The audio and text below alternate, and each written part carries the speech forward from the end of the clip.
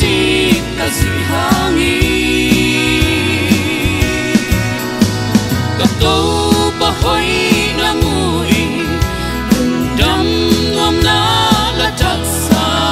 đi nga gặp có mi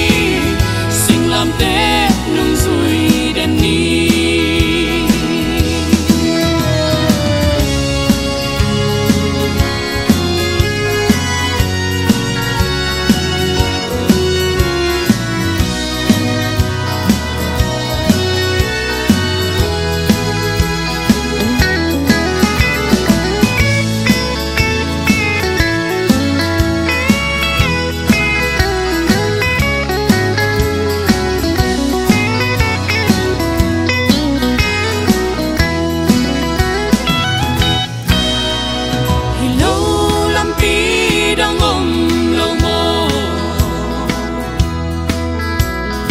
yon lampi đang ôm lâu ya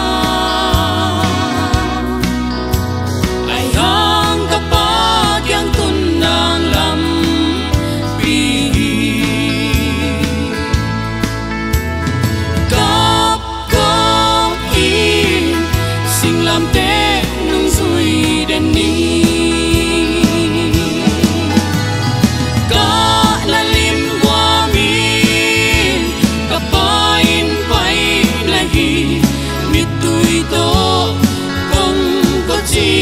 ta dị hangi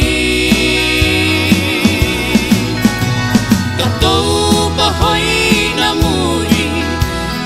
đam ngom na la chặt xa đi nga gặp gom đi sinh làm té nung zui đen ni